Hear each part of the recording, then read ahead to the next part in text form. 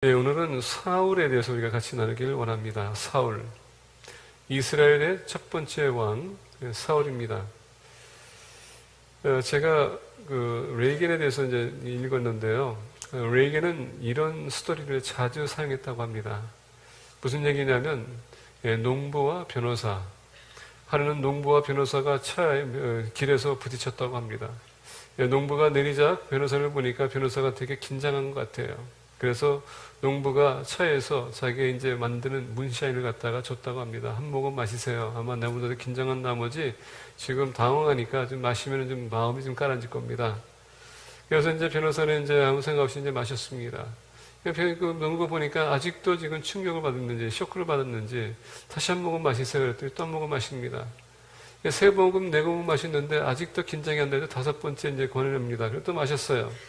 그랬더니 이제 변호사가 이 농부한테 물어봅니다. 왜 당신 안 마시냐고. 저는 경찰을 기다리고 있습니다. 라고 했다고 합니다. 예, 경찰을 기다리고 있다고 합니다. 여러분, 변호사라고 해도 잠시 동안 당황하게 되면 법을 잊게 돼 있어요. 그래서 이 농부는 그거를 계기로 삼아서 경찰을 기다리고 있다. 그래서 레겐이 그걸 통해서 무슨 얘기하냐면 우리가 사람들을 속고 속이는 세상을 살기 때문에 속지 말라는 얘기입니다. 자신이 만만하지 말라는 얘기입니다. 변호사도 법을 알고 있지만 잠시 동안 당황하게 되면 당할 수 있다는 얘기죠. 오늘 사울 보게 되면 왕이 됩니다. 왕으로서 다른 다스리는 그런 존재가 됩니다. 우리가 본 말씀 보게 되면 사울은 그렇게 본인이 왕이 되고 싶은 그런 마음은 없었을 거예요. 근데 하나님께서는 그를 택하십니다. 왜냐하면 이스라엘 백성들이 왕을 원했기 때문에. 근데 왕을 줘도 이스라엘 백성들은 본인들이 원하는 기준이 있어요. 왕이 된다면 다른 사람보다 좀 뛰어난 사람, 미모와 더 나가서 외모와 더 나가서 키도 큰 사람을 원했을 것입니다. 오늘 본 말씀에서 보니까 바로 그런 사람이라고 합니다.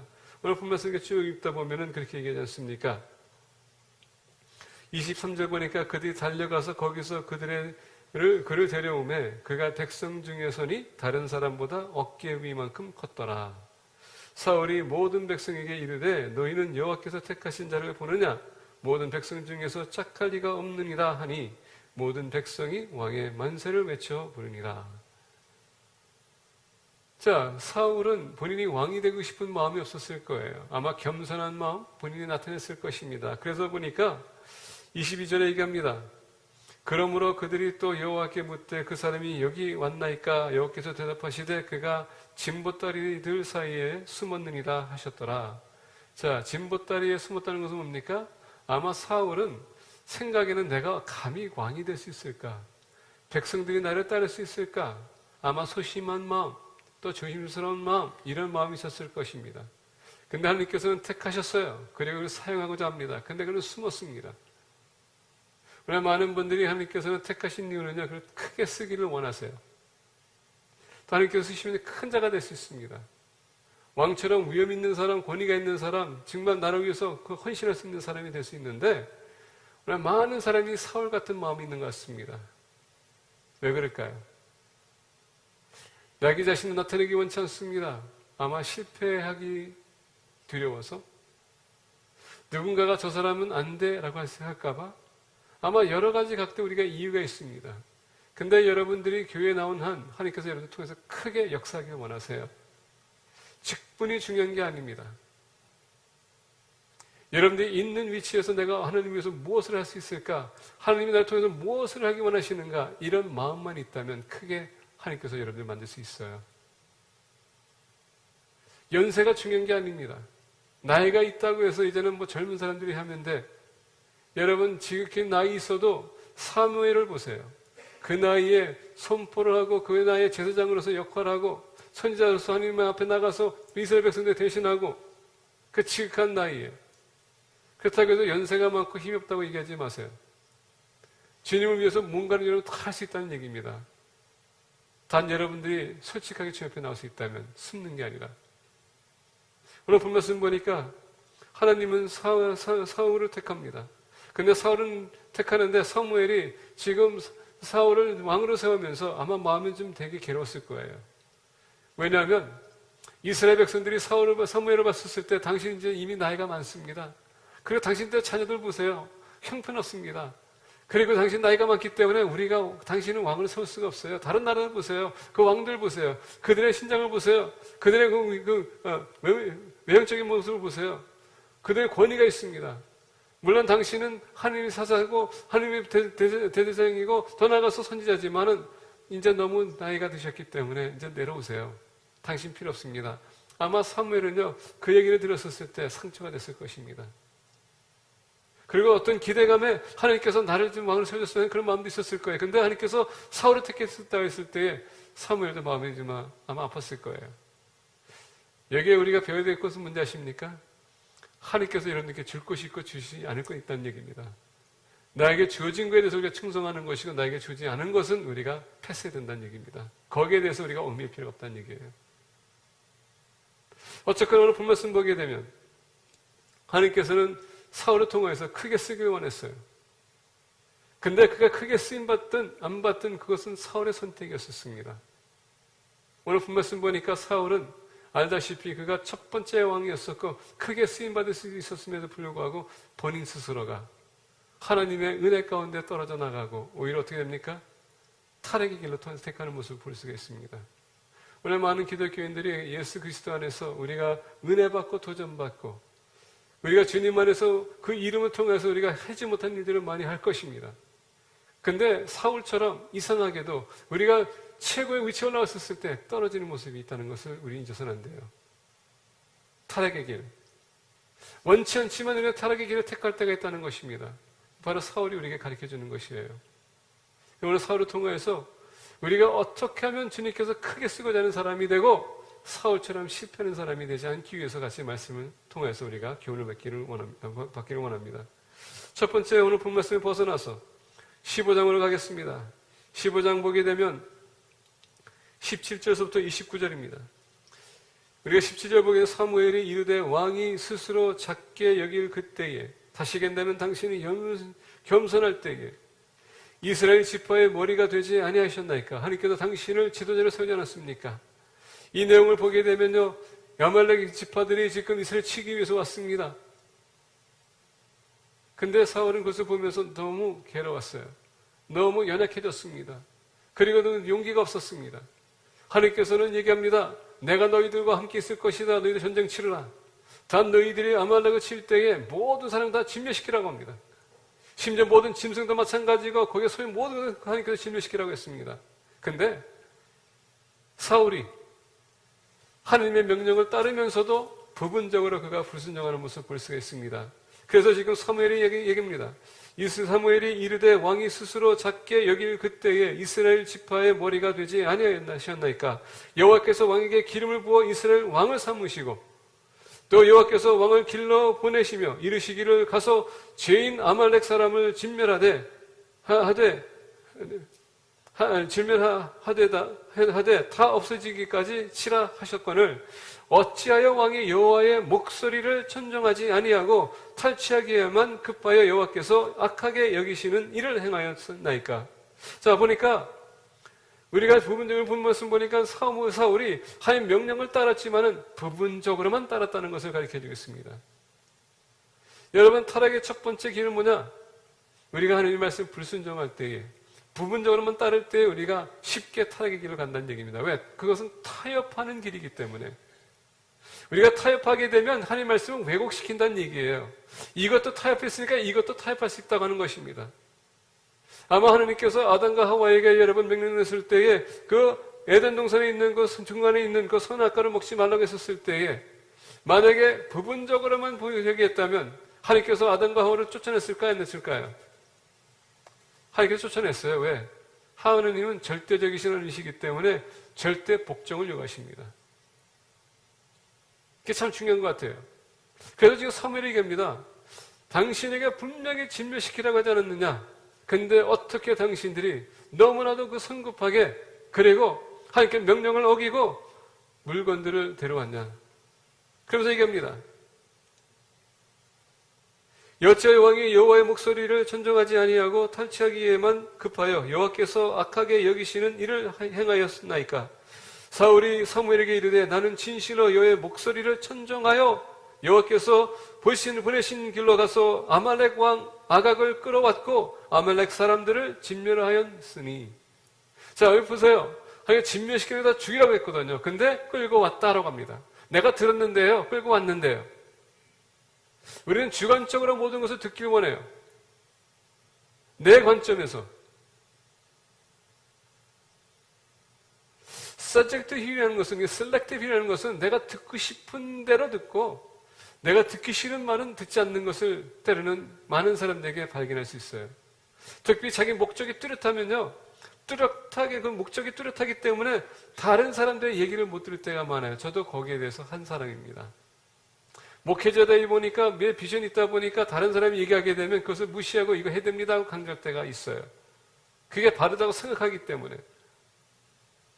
심지어 하느님 말씀 드렸음에도 불구하고 그것을 무시할 때가 있습니다. 왜? 내 목적을 달성하기 위해서. 아마 우리 선교팀이 이번에 가가지고 힘들었던 것은 바로 그 부분인 것 같아요. 내가 열심히 준비했는데, 내가 열심히 했는데, 내가 열심히 완벽하게 셋업했는데, 근데 갑자기 컴퓨터가 안 돼. 갑자기 언어가 소통이 안 돼. 통역하다 보니까 통역하는 사람이 잘못 전달하네? 이 모든 것이 하나의 우리를 힘들게 하고 어렵게 하는 그런 요소라는 얘기입니다. 방해해서요. 근데 오늘 보니까 사무엘은 뭐냐면 우리가 그렇게 객관적인 차원에서 우리 모든 것을 들어야 된다는 얘기입니다. 하나님의 차원에서 들어야 된다는 얘기예요. 부분적으로 아니라. 오늘 말씀 보니까 이겁니다.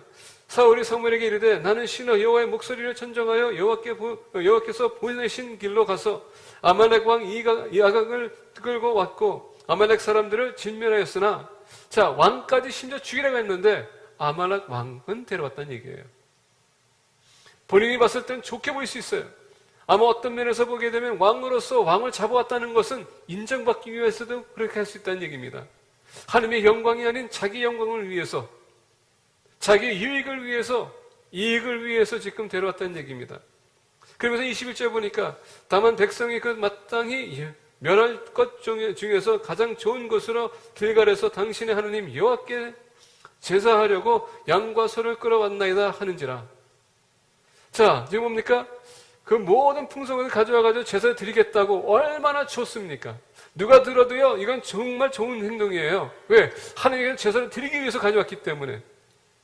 좋은 거거든요. 근데 하나님의 명령 뭐였습니까? 다 없애라고 했습니다. 그게 차이점이에요. 하나님의 명령을 들으냐 아니면은 우리의 생각으로 하나님에 따를 것이냐가 참 중요하다는 얘기입니다. 22절 보니까 사무엘이 이르되 여호와께서 번제와 다른 제사를 그의 목소리를 천정하는 것을 좋아하심같이 좋아하시겠나이까? 순정이 제사보다 낫고 듣는 것이 순양의 기름보다 나으니. 보니까 순정이 제사보다 낫다고 지금 여기서 얘기합니다. 여러분, 제사가 왜 필요합니까? 우리가 구약으로 돌아가게 되면 구약의 율법이 뭐예요? 율법은 뭡니까? 율법을 어겼었을 때 우리가 제사를 드리는 거거든요. 근데 만약에 우리가 율법을 따랐다면 제사 드릴 필요가 없어요. 아십니까? 만약에 우리가 죄를 지지 않았다면 예수님께서 오실 필요가 없었다는 얘기예요. 제사를 드리는 이유는 다른 것이 아니라 우리가 죄를 범했기 때문에 제사 드리는 것이라는 얘기입니다. 근데 당신이 지금 죄를 범하고 있고 그렇기 때문에 제사를 드리는 그게 개념이 아니냐? 지금 그 얘기예요.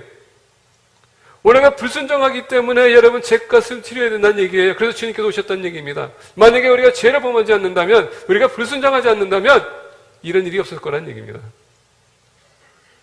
우리가 타락의 길로 가는 것은 다른 것이 아니에요. 부분적으로 듣고 부분적으로 행하기 때문에 그게 죄가 되고, 죄가 되다 보니까 우리가 타락의 길로 빠질 수밖에 없는 것입니다.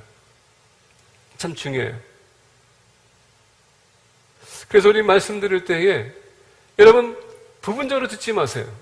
오늘 말씀 읽으면서 지금 이 사무엘이 어떻게 뭐에 지금 사울에게 이렇게 말씀을 유도하는지 자 보겠습니다.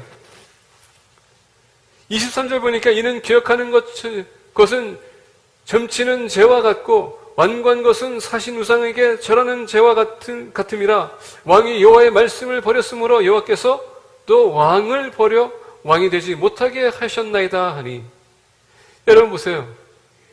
지금 당신이 하나님을 버렸기 때문에 하나님께서 당신을 버릴 것이다 얘기입니다. 여러분 구약시대 때는 율법의 중이지만 이제 신약에 와서는 우리가 주님 안에서는 다시 찬스가 있습니다. 근데 그것은 의도적으로 죄를 범한다면 거기에 대해서는 여러분 용서가 따를 수가 없다는 얘기예요. 취하다는 얘기입니다. 그래서 말씀이 우리에게 주어진 것이고요. 우리가 말씀대로 살 수 없기 때문에 주님께서 이 땅에 오셔서 그 말씀대로 살아가는 의를 보여주신 것입니다. 그래서 우리가 살아갈 때에 주님을 여러분 좀 닮아가기 위해서 주님 사복음서에서 주님이 어떻게 행동하셨는지, 뭘 가르치셨는지, 어떻게 제자들에게 되었는지 그것을 우리가 보고 배워야 된다는 얘기예요. 우리가 하느님의 백성이라면 적어도 주님의 말씀에 복종하기 위해서 최선을 다해야 된다는 얘기입니다. 주님은 제사는요, 이 제사는 형식이에요. 순종은 왜 하나님께서 사무엘이 왜 이렇게 지금 사무엘에게 이렇게 순종에 대해서 이렇게 강조할까요? 왜냐하면 순종은 내가 누구 밑에 있다는 것이 내가 복종한다는 얘기거든요. 그러면 여러분, 내가 순종한다는 것은 하나님의 그 권위를 내가 인정한다는 얘기입니다. 더 나아가서 내가 거기에 굴복하겠다는 얘기예요. 불순종은 내가 하나님의 그 리더십을, 하나님의 어떠리티를 내가 어기겠다는 얘기입니다. 받아들일 수 없다는 얘기예요. 그렇다면 하나님께서 얘기합니다. 너는 하나님은 내 백성을 다스릴 수 있는 그런 자기가인데, 그래서 하나님께서 내가 너를 버리겠다. 우리가 하나님의 말씀을 불순종할 때에 이것이 여러분 타락의 길로 우리가 들어서는 것입니다. 큰 자가 될 수 있습니다. 말씀대로 우리가 살아가게 되면 하나님께서는 역사하세요. 그런데 우리가 불순종할 때에 하나님의 심판이 따릅니다.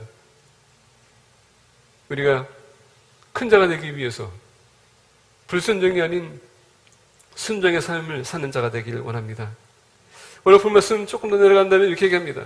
사울이 사무엘에게 이르되 내가 범죄했나이다. 내가 여호와의 명령과 당신의 말씀을 어긴 것은 내가 백성을 두려워하여 그들의 말을 천종하였음이니이다. 누구를 두려워하여? 백성들을 두려워했다고 했습니다. 하나님을 두려워해야 될 텐데 그게 아니라 백성들을 두려워했다는 것입니다. 다시 얘기한다면 사울은 백성들의 권위에 흔들리고 있었다는 얘기예요.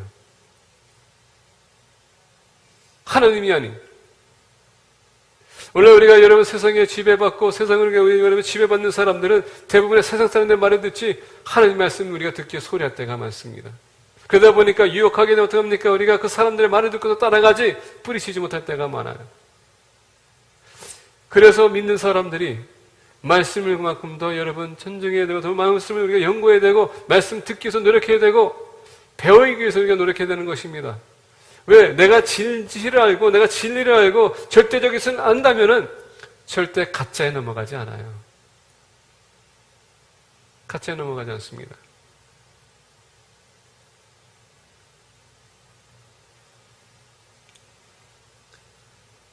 사울 첫 번째 왕 29절 보니까 사무엘상 15장 29절 보니까 이스라엘의 지존자는 거짓이나 번개함이 없으시니 그는 사람이 아니심으로 결코 번개하지 아니하십니다 하니. 지금 사울은 사무엘이 같이 가지게 되면 하나님께서 그의 마음을 바꾸겠지라고 합니다. 때로 우리가 여러분 우리가 불순종하고서 그것을 커버하기 위해서 다른 사람을 와서 나를 위해서 기도해 주세요. 회개 나를 위해서 이것 좀 해주세요. 저것 좀 해주세요. 우리가 예배를 대처합니다. 우리가 기도를 대신 해달라고 합니다. 상관이 없어요. 여러분들 스스로 하나님 앞에 나가서 회개하지 않는 한 그 문제는 절대 해결될 수가 없다는 얘기예요. 불순종할 때에 반드시 여러분 우리가 다시 한번 기억해야 될 것은 여러분들이 하나님의 명령을 어기는 것뿐만 아니라 하나님의 경외하는 것을 포기했다는 얘기입니다. 나는 나를 경배하겠다는 얘기예요.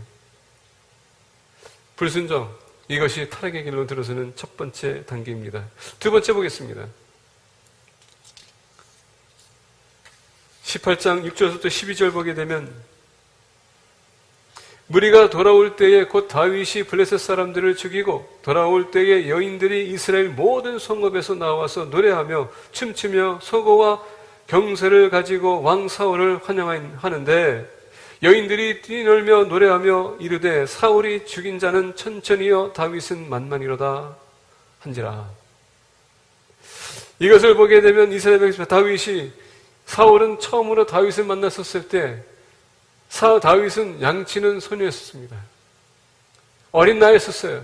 아버지의 명령을 따라서 형들이 지금 전쟁터에 가 있는데 너가 가서 형들이 뭐하고 있는지 보고 나에게 보고하라. 다윗은 순수한 마음에 가서 그는 전쟁터에 나갔습니다. 전쟁터에 들어오니까 이스라엘 백성들이 지금 겁에 질려 떨고 있습니다. 저 진영에서 반대편에 보니까 블레셋 사람들의 골리앗이라는 장군이 섰습니다. 아마 9피트, 아마 3m에 쓴 사람이 지금 씁니다. 조롱하고 있어요.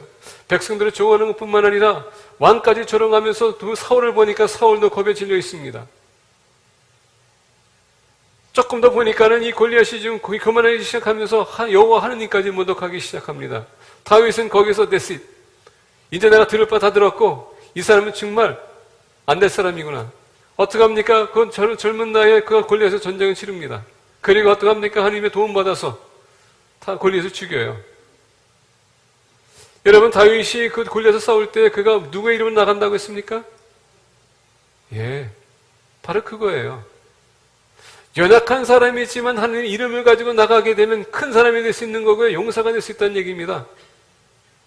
이겼어요. 그러다 보니까 사울이 다윗을 보니까 아니 저 꼬마가 어떻게 저런 힘이 생겨? 어떻게 저런 능력이 있어? 아마 사울도 그 순간에 다윗이 얘기했던 것을 잊어버렸던 것 같아요. 누구의 이름으로 나갔다고요? 하나님, 여호와 하나님. 근데 보니까 사람들이 칭찬하기 시작합니다. 그리고 인정해주기 시작합니다. 그러다 보니까 안 되겠다. 자기 옆에다 자기 부하를 삼습니다. 그리고 다윗을 전쟁터에 보낼 때마다 다윗은 전쟁을 치르고 돌아옵니다. 그럴 때마다 오늘 본 말씀이 바로 그 얘기 배경이에요. 사람들이 사울에 대해서는 천천, 근데 다윗에 대해서는 만만이다. 이것을 듣는 순간에 8절에 보니까 사울이 그 말에 불쾌하여 심히 노하여 이르되 다윗에게는 만만을 돌리고 내게는 천만 돌리니 그가 더 얻을 것이 나라 말고 무엇이냐 하고 위협을 느꼈다는 것입니다. 백성들이 지금 다윗을 지금 친송하고 있어요. 그걸 높이고 있습니다. 거기에 대해서 반면에 지금 사울은 어떻습니까? 시기 질투가 생기는 겁니다. 맞습니다. 시기 질투가 우리를 신앙의 타락의 길로 인도하는 것입니다. 시기 질투. 자, 봅시다. 그날 후로 사울이 다윗을 주목하였더라. 이것은 뭐냐? 견해했다는 얘기입니다. 그를 조심히 살펴봤다는 얘기예요. 관찰했다는 얘기입니다. 혹시 이 친구가 뭔가를 이렇게 한번 이렇게 쿠데타를 일으켜서 자기가 왕이 될까? 이런 생각 갖고 있습니다. 근데 여러분, 우리가 18장 전에 보게 되면 이미 하나님께서 다윗을 왕으로 세우기를 작정하셨어요. 그래서 어떻게 했어요? 사무엘이 어떻게 했습니까? 사무엘이 오히려 다윗에게 여러분 기름 붓습니다. 이미 모든 게임 끝이에요. 삿됐습니다. 하나님께서 여러분 거역하는 하나님 말씀을 거역하는 사람들은 하나님께서는 너가 나를 거절했기 때문에 내가 너를 거절할 것이다. 하나님이 우리 거절한다면 우리 인생은 여러분 끝난 거예요. 복이 따를 수 없습니다. 항상 불안한 거예요. 그게 바로 지금 사울입니다. 오히려 하나님께서 받아야 될 그 복이 지금 사울에도 임한 게 아니라 다에게 임하고 있다는 얘기입니다. 그러다 보니까 사울이 보니까 안 될 것 같아. 이제 본인에게 위협이 왔습니다. 시기 질투가 넘었습니다. 10절 보니까 얘기합니다.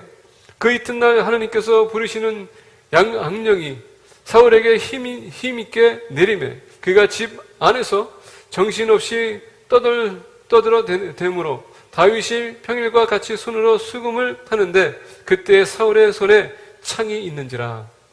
그가 스스로 이르기를 내가 다윗을 벽에 박으리라 하고 사울이 그 창을 던졌으나 다윗이 그의 앞에서 2번 피하였더라. 지금 창 던진 게 한 번이 아니에요. 몇 번 있었다는 것입니다. 2번째가 있었다고 합니다. 지금 다윗은 사울이 왕인 것을 알고 있어요. 지금 사울이 왕이 되는 한 그는 아무것도 할 수 없다는 것을 알고 있습니다. 때를 기다리고 있지만 지금 생명의 위협이 옵니다.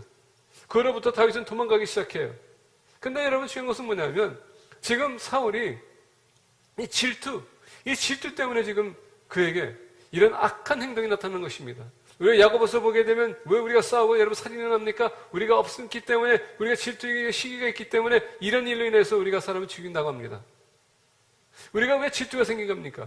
질투 우리가 보게 되면 주목하고 원하는데 질투에 대해서 대부분의 여러분 목회자들이 이렇게 만나서 이렇게 대화하잖아요. 저도 이제 목회자입니다. 그런데 우리가 얘기할 때 교인들이 몇 명이다라고 합니다. 그러면요 작은 교회 목사들은 대부분 그 들을 때마다 불안한 마음이 있어요. 근데 질투하는 마음도 있어요. 그러다 보니까 이 질투심이 언제 나타나냐면요. 큰 교회가 문제선에서 갈라질 때, 우리 교회 몇 사람 오겠지. 이런 마음이 생긴 게 바로 질투예요. 그게 본성에 나타나는 겁니다. 이상하게 질투라는 것은 내가 얻을 수 없는 건 남이 갖고 있는 것에 대한 탐내는 것을 갖다가 질투라고 하는 것입니다. 더 나아가 이 질투가 언제 나타나냐면 내가 뭘 했는데 실패했다, 다른 사람이 했습니다. 그거에 대한 여러분, 그게 그 시기, 이게 질투가 되는 것입니다. 원래 우리가 많은 실패, 우리가 대부분 많은 사람들이 나의 삶에 있어서 내가 할 수 없는 거 다른 사람에게 되면 이상하게 거기에 비교되기 시작하면 이렇게 질투심이 있기 때문에 비교하기 시작합니다. 자녀가 없는 사람과 자녀가 있는 사람이 되고 자녀가 있는 사람에 대한 질투심이 있어요. 그게 뭔지 아십니까? 내 자신을 볼 때 내 초람을 보는 것입니다. 우리 그래서 넘어서야 돼요. 있건 없던 중요한 게 아니라 내가 하는 게 어떻게 빛을 쬐야 더 중요한 것이거든요. 근데 이상하게도 우리는 항상 기준을 두고 보려고 해요. 그 기준에 우리가 미달하게 되면은 그게 질투심으로 바뀌는 것입니다. 그게 지금 사울이에요. 사울이 왕이 될 때까지는, 왕이 그 살아있는 동안은 다윗은 아무것도 할 수 없는 것을 율법에서 나오는 것이고요. 하나님의 법칙에서 나오는 것입니다. 그래서 우리가 다윗을 보게 되면 본인이 사울을 죽일 수 있는 몇 번 찬스가 있었지만 하나님께서 기름 부은 자이기 때문에 내가 당신을 죽일 수 없습니다. 근데 우리는 이상하게도 거기에 대해서 우리가 연약해집니다. 나약해집니다. 있는 사람과 없는 사람과 배운 사람과 배우지 못한 사람과 근데 우리가 하나님 안에서 보게 되면 배운 사람도 배우지 못한 사람에 보게 되면 없는 게 많아. 그래서 우리는요 주님이 우리에게 주어진 것을 바라보는 것입니다. 사울은 지금 다윗을 바라보고 있었거든요. 근데 여러분 다윗은 거기에 신경도 안 썼어요. 오로지 그는 사울에게 충성하기 위해서 전쟁을 치른 것이고 이긴 것인데 사람들이 봤었을 때 그것을 비교하기 시작했거든요. 다윗은 아무런 잘못이 없어요. 근데 누가 문제가 있습니까? 사울. 왜? 우리가 있는 것에 만족하게 되면 절대 그런 문제가 없겠지만 없는 다른 사람 것을 보기 시작하고 비교할 때 그 문제가 발생되는 것입니다. 왜 남의 것을 보세요? 아마 제가 전에도 말씀드렸을 것입니다. 하나님이 주시면 여러분 것이 되지만 그게 주시지 않으면 여러분께 절대 될 수가 없어요. 하나님께서 사울을 왕을 세웠으니까 다른 사람이 왕이 될 수 없는 것입니다.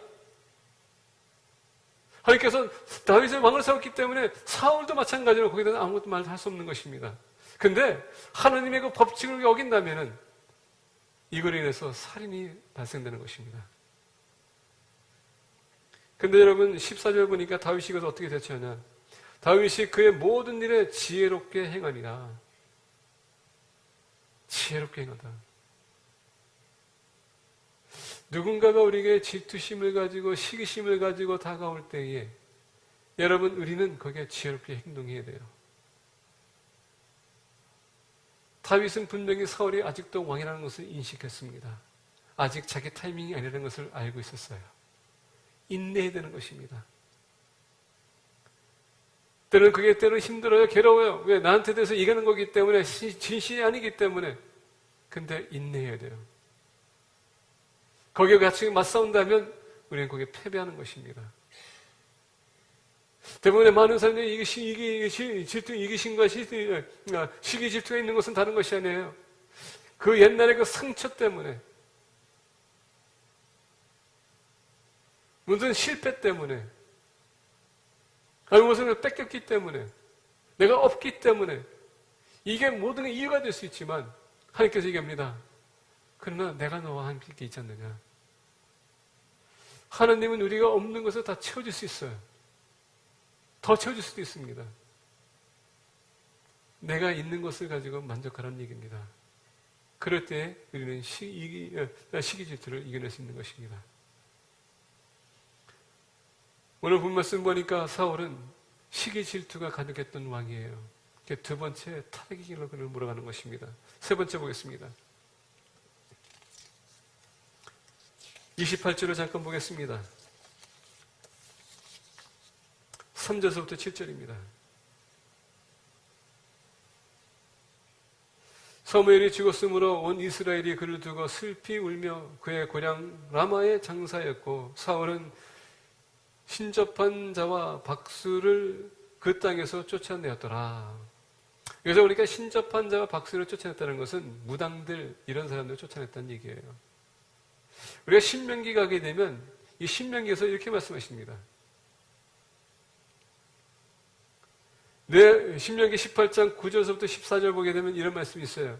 내 하나님 여호와께서 내게 주시는 땅에 들어가거든 너는 그 민족들의 가증한 행위를 본받지 말 것이니 그들의 아들이나 딸을 불 가운데로 지나게 하는 자나 점쟁이나 국리를 말하는 자나 요술하는 자나 무당이나 진원자나 신접자나 박수나 초혼자를 너희 가운데에 용납하지 말라. 이런 일을 행하는 모든 자를 여호와께서 가증히 여기시나니 이런 가증한 일로 말미암아 내 하나님 여호와께서 그들을 내 앞에서 쫓아내시느니라. 너는 내 하나님 여호와 앞에서 완전하라. 내가 쫓아낼 이 민족들은 계명을 말하는 자나 점쟁이의 말을 듣거니와 내게는 내 하나님 여호와께서 이런 일을 용납하지 아니하시느니라. 이스라엘 백성들이 가는 땅을 정복하기도 준비하고 있습니다. 거기에 들어가게 되면 무당들이 많았어요. 이방신들이 많았습니다. 그들은 점쟁이들을 많이 찾았고요. 미래에 대해서 그들이 알기 싶었습니다. 불안했습니다. 그러다 보니까 이들이 들어가게 되면 하나님께서 왜 이스라엘 백성들이 들어가는 순간에 가나안의 모든 사람 다 진멸시키라고 했는지 아십니까? 오염이 되기 때문에. 오염이 되기 때문에. 그래서 오늘 보면 우리가 신명기 18장 보게 되면 이들이 들어가는 순간에 모두 다 없애라는 것입니다. 그들과 같이 타협하지도 말라는 것입니다.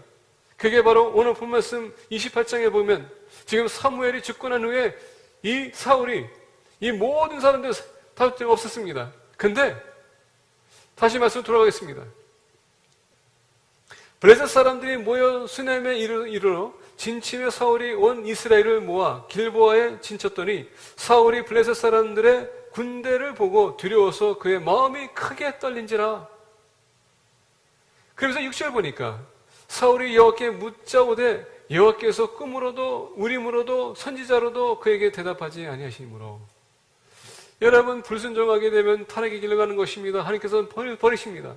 두 번째는 여러분 시기 질투로 인해서 생명을 위협하기 시작합니다. 타락의 길입니다. 하나님께서 더 이상 그와 대화하지 않습니다. 그러다 보니까 28절에 아무리 물어봐도 하나님께서 말씀은 안 하신다. 말씀 안 하신다. 얼마나 답답합니까? 여호와께서 직접 말씀하지 않습니다. 환상이 오지도 않습니다. 우림으로 했을 때 그때 당시에 도구했습니다. 그 도구를 보게 되면 하나님께서 계시를 했어요. 근데 그거 딴 데입니다.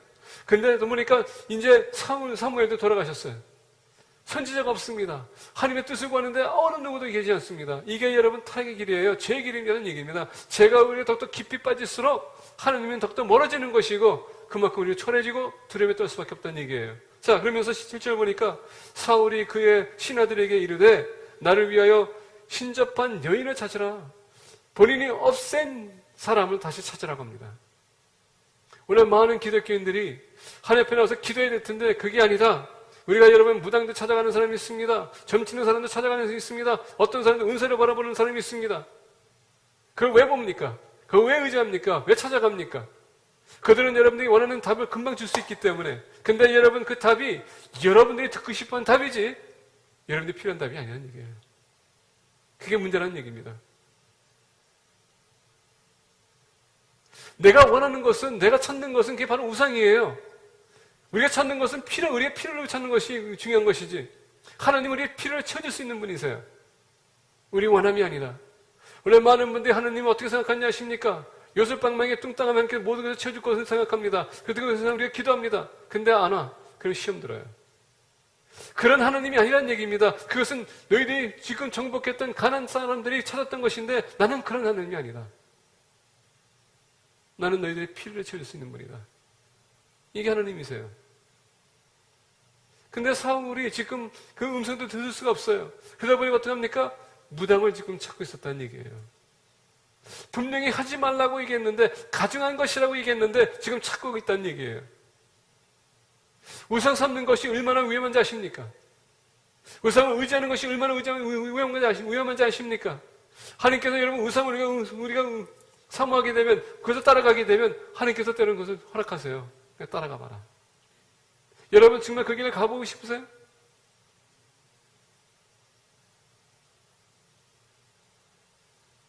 저는 기억해요. 저희 어머님이 제가 어렸을 때 하토를 꺼내가지고, 여러분 아십니까? 딱딱딱 뜨면서 이게 맞아 떨어지면 오늘 하루 내가 운이 따른다. 저도 어렸을 때 우리 어머님이 하는 것을 보고 좀 배웠어요. 일이 안 풀리게 되면 저도 한번 그것이 해봤어요. 근데 해봤는데요. 죄송합니다. 개뿔. 되는 게 뭐가 돼?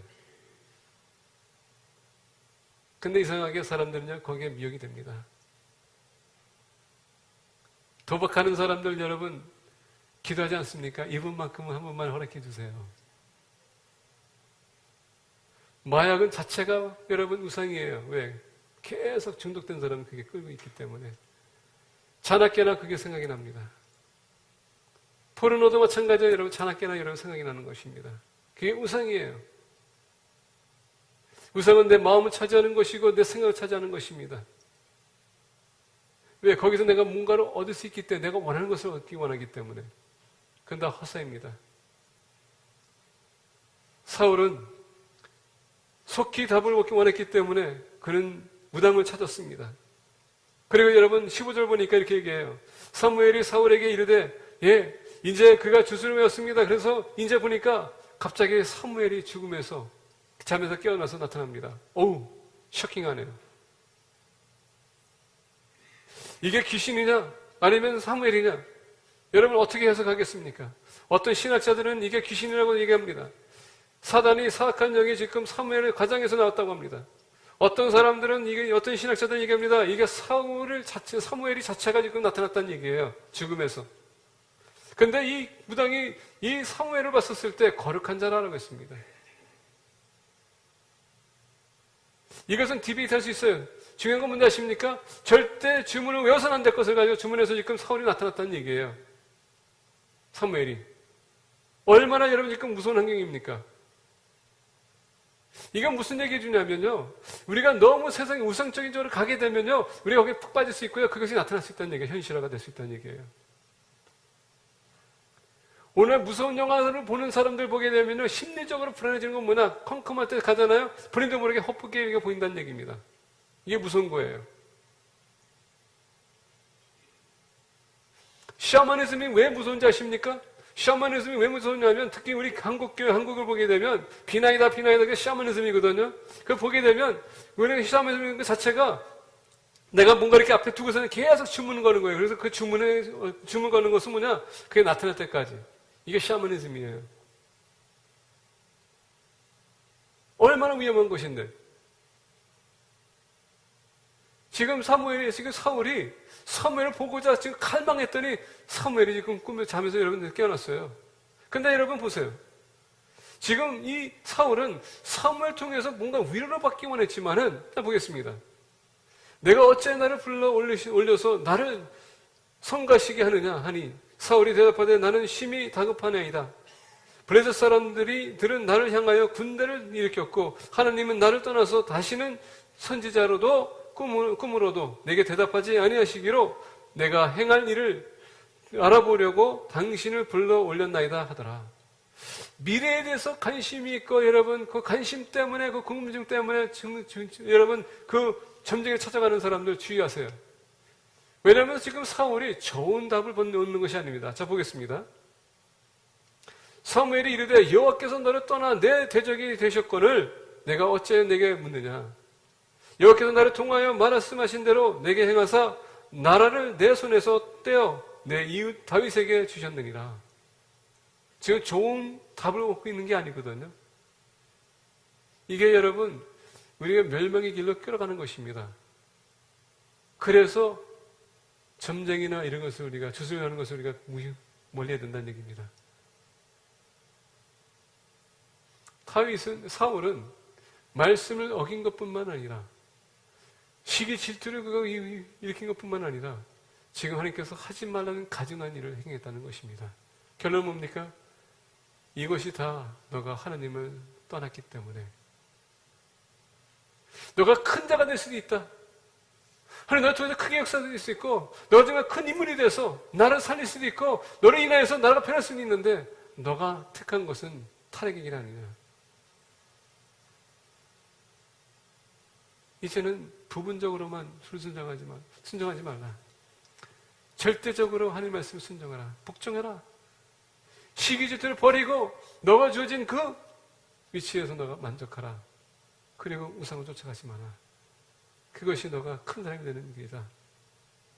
아니면 우리 모두가 사울처럼 여러분 무너질 수밖에 없습니다. 이 모든 것은 우리의 선택이에요. 주님 안에서 말씀을 순종함으로 말미암아 지어진 그 안에서 우리가 주님을 바라볼 때에 네 하나님 제게 필요를 주셨군요. 감사합니다. 만족하는 사람이 되고 세상의 것을 쫓아가는 것이 아니라 주님을 여러분 붙드는 공동체가 됨으로 말미암아 크게 쓰임받는 공동체가 되기를 축복합니다. 기도하겠습니다.